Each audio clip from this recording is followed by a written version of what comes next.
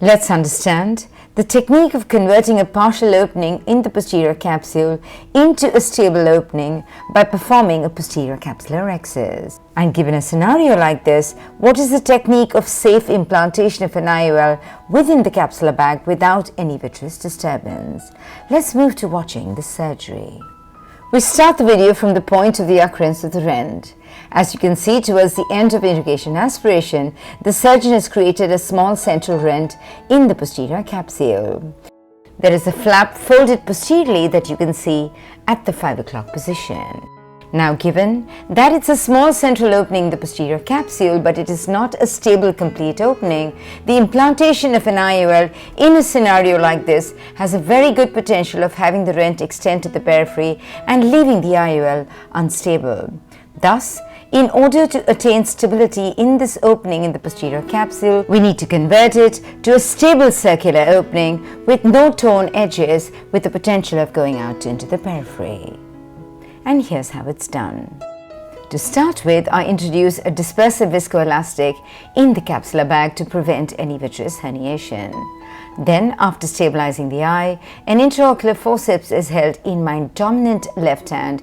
It holds onto the torn edge and pulls this torn edge in a circular fashion, thereby completing the opening in the posterior capsule.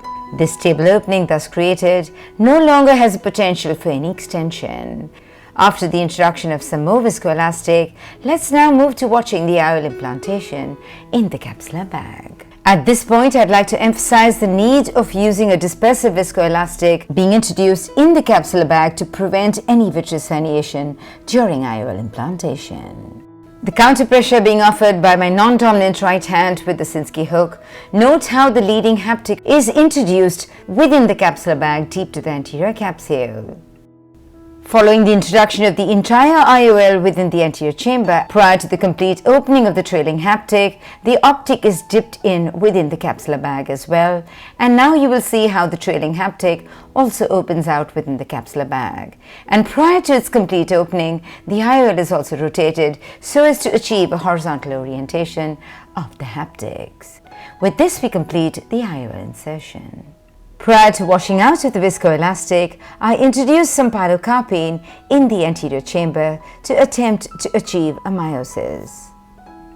Next, we proceed with the visco wash, wherein the excess viscoelastic is removed from the anterior chamber. This step needs to be performed with extreme care and caution.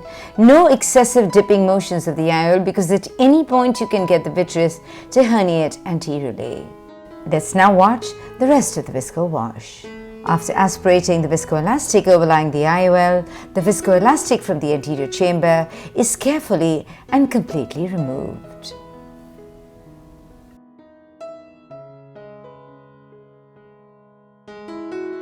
Once the viscoelastic is removed, we still maintain the anterior chamber while maintaining the irrigation in my non-dominant right hand.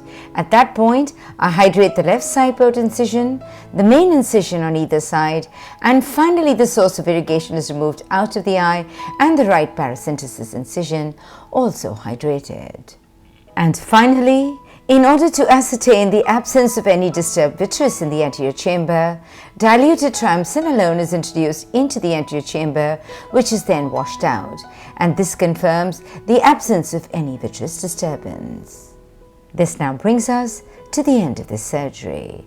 A stable IOL in the capsular bag, a stable opening in the posterior capsule, and an anterior chamber free of vitreous. I do sincerely hope that you found this video tutorial useful. Thank you.